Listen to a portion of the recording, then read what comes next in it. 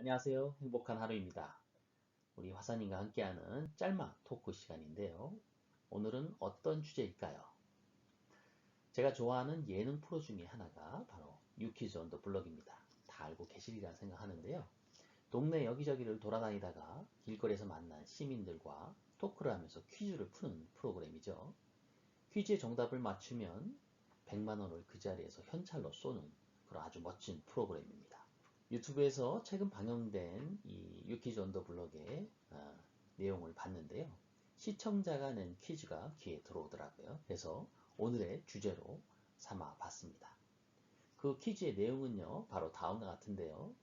혹시 못 들어보신 분은 한번 풀어보실까요? 고대 메소포타미아인들이 최초로 동물의 기름과 나무의 재를 끓여 만들었다고 하는 이것입니다. 18세기 이후에 대량 생산이 돼서 각종 전염병들을 막아서 인류를 구한 위대한 발명품 중에 하나다라고 일컫는데요. 미국에서는 주로 낮 시간에 하는 드라마를 이것 오페라라고 한다고 합니다. 이것은 무엇일까요? 그렇습니다. 바로 소프입니다. 소프.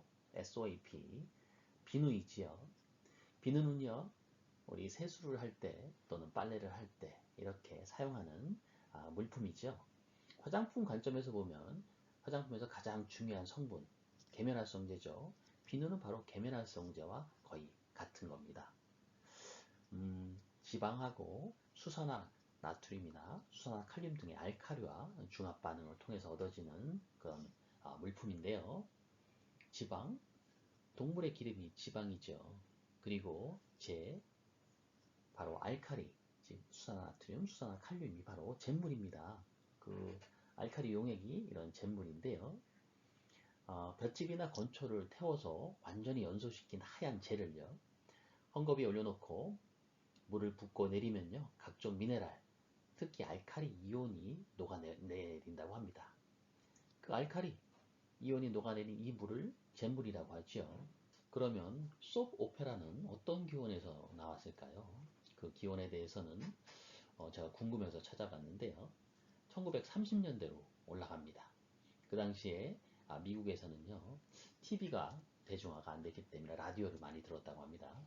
그 라디오를 들으면서 우리 주부들이 낮에 일을 할 때 그 드라마를 방영을 했다고 하는데요.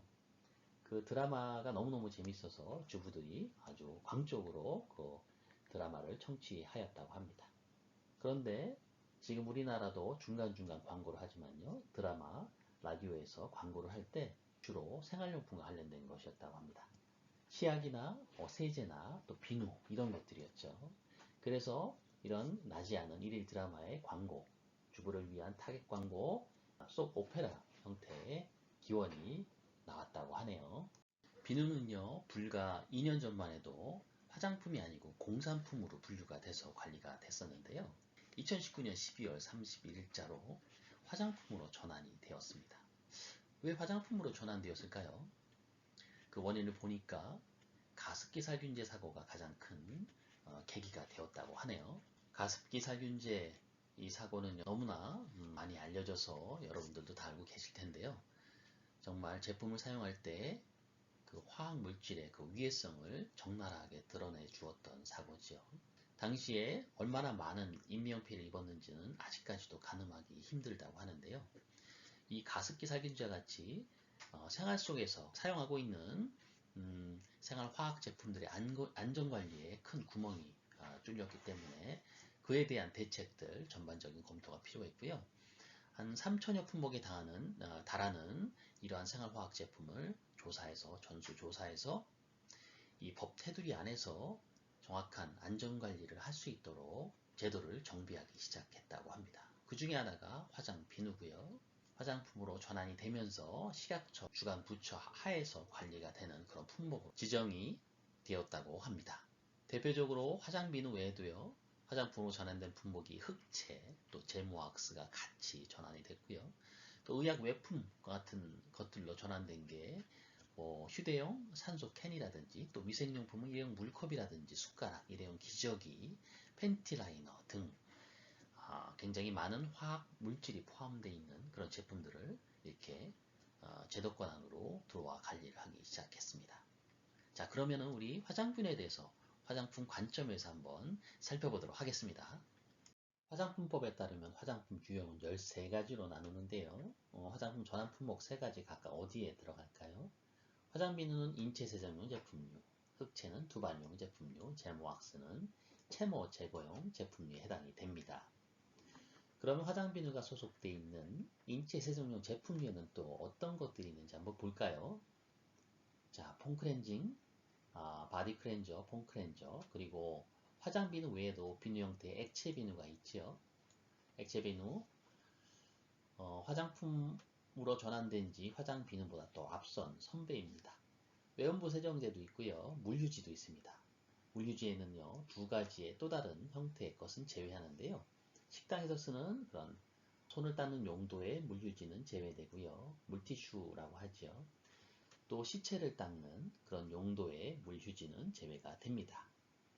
이렇게 화장비누가 화장품으로 전환되면서 가장 고충을 겪은 분들이 바로 공방을 운영하시는 분들이었을 거라 생각이 듭니다. 2010년대 초반부터 서서히 증가하기 시작한 이 공방의 숫자가 거의 한 1,700여 곳 아니면 2,000여 곳까지 늘어났다고 하는데요. 2000년대 중반 이후로 특히 더 창업 열풍으로 더 많은 공방의 숫자가 늘어났는데요. 늘어나자마자 화장품으로 전환이 되다 보니까 굉장히 고충이 심했을 겁니다. 왜냐하면요, 화장품법에 맞는 그런 영업자로서의 기준들을 다 갖춰야 하기 때문이죠. 자, 화장품 영업자는 3가지가 있죠. 화장품 제조업자, 또 화장품 책임 판매업자, 맞춤형 화장품 판매업자입니다. 그런데 공교롭게도 화장 비누가 바로 이 3가지에 모두 다 해당하는 부분이 돼 버린 거죠. 공방을 운영하면은 그 안에서 화장 비누를 제조하게 되고요. 제조를 하자마자 또 화장 비누를 또 판매까지 하는 경우가 많습니다. 더불어 화장 비누를 판매할 때는 화장 비누를 만든 다음에 소분으로 해서 판매하는 게 거의 대부분이죠. 화장품 영업자가 3군데, 제조업자, 책임 판매업자, 맞춤 화장품 판매업자인데 모두 다 해당이 되는 겁니다. 그러면은 이 영업자가 지켜야 될, 준수해야 될 사항들이 굉장히 많은데요. 이것을 전부 다 갖춰야 되는데 얼마나 힘이 들겠습니까? 불가한 일이죠. 그래서 이 화장비누가 화장품으로 전환된다는 조치가 미리 사전에 공지가 되었을 때 반발이 굉장히 심했다고 합니다. 하지만 어쨌든 간에 가습기 살균 사고 이후로 전체적으로 이런 생활용품과 같은 화학물질을 사용하는 제품류에 대한 관리에 대한 부분은요, 대세가 됐기 때문에 결론적으로 화장품 전환이 되면서 2019년 12월 31일자 이후에 이제 법이 시행이 됐죠.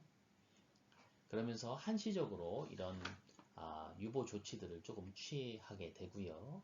또 법적으로도 또 여러 가지 고충을 겪으면서 변화가 일어나는데요. 화장 비누를 가지고 화장품 제조업을 신고를 하게 되는데 그렇게 되면 시설 기준을 갖춰야 됩니다. 그래서 그런 시설 기준에 대해서는요, 1년 동안 그 점검을 면제해주는 그런 완화 조치를 취했는데요. 근데 1년이 벌써 지났습니다.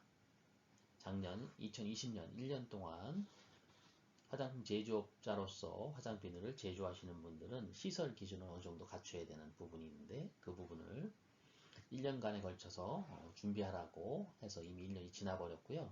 그때 그 대상이 됐던 분들이 상시근로자 2인이나 한 장소에서 제조업과 책임 판매업 같이 하는 경우 화장 비누만을 직접 제조해서 책임 판매하는 경우에 해당될 경우에 한시적 면제 조치가 있었고요. 이미 이 부분은 이제 끝난 내용이었죠. 이제 그리고 화장품법이 맞춤 화장품 판매업의 제도 시행과 더불어서 개정이 됐었는데요.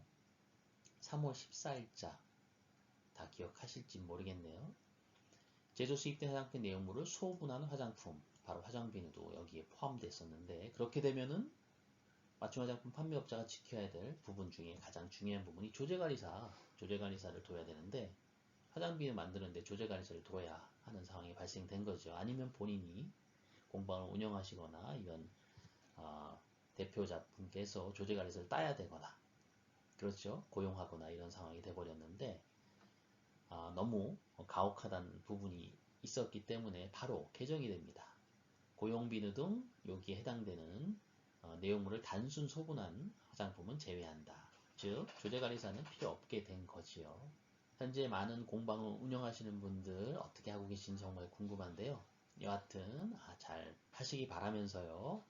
자, 화장비누와 관련된 법령과 연관된 부분들 중에서 몇 가지, 한 세 가지 정도 중요하다고 생각되는 부분 말씀드리면서 마무리 지을까 합니다. 가장 먼저는요, 화장비누, 특히 이제 성분과 관련된 부분인데요. 화장비누에 사용되는 다양한 형태의 색깔을 내는 색소들이 있습니다. 이런 색소 함부로 막 쓰면 안 되고요. 반드시 이 고시되는 성분들을 써야 되고요. 화장비누에 사용되는 고시 성분 세 가지로 현재까지 나와 있습니다. 피그먼트 적색 5호, 피그먼트 자색 23호, 그리고 피그먼트 녹색 7호입니다. 이 세 가지 고시된 부분들만 사용을 해야 되고요. 그리고 화장품 같은 경우 공산품일 때도 마찬가지지만 이제 화장품일 경우에는 더욱더 소비자에게 이제 어떠한 내용들을 고지를 해야 되죠. 즉 포장에 기재 표시를 해야 되는 사항들을 적어야 합니다. 그럴 때 내용물의 용량이 얼마나 되는지 중량이 얼마나 되는지가 가장 반드시 써야 될 그 항목 중에 하나였는데 화장비누 같은 경우는요.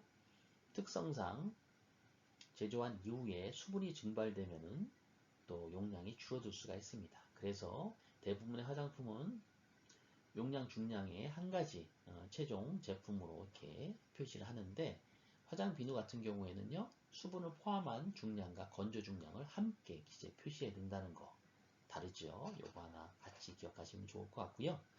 마지막으로 화장 비누의 기본적인 배합 성분들이 이런 지방하고 수산화칼륨이나 수산화나트륨과 같은 그런 알칼리죠. 그런 부분들을 혼합해서 반응을 통해 가지고 계면활성제, 즉 지방산염 형태의 걸로 이렇게 만드는 생성물을 만드는데 이것이 비누죠.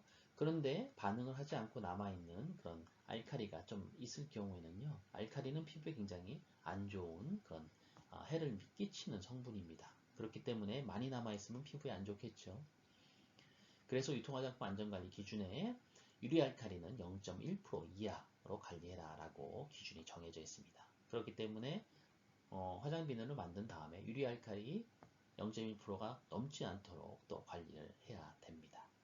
오늘의 짤막 토크 여기서 마무리 짓까 합니다. 짤막 토크라고 말씀을 드렸는데 짤막하지가 않네요. 우리 화사님이 알아서 짤막하게 들으실 거라 생각합니다. 끝내기 전에 잠깐 문제 하나 풀고 갈까요? 화장비누에 대해서 올바른 설명입니다. 화장품 유형, 목욕용 제품 아니지요? 틀렸습니다. 2번 사용하는 색소, 피그먼트 세 가지 맞는 표현이고요. 화장비누는 내용량, 중량 표시할 때 건조 중량만 표시하지 않죠. 수분 포함한 중량 두 가지 같이 기재 표시해야 되고요. 소분 판매하기 위해서 맞춤의 화장품 조작관리사 필요하지 않습니다. 정답 나왔죠? 지금까지 행복한 하루 맞춤 화복이었습니다. 감사합니다.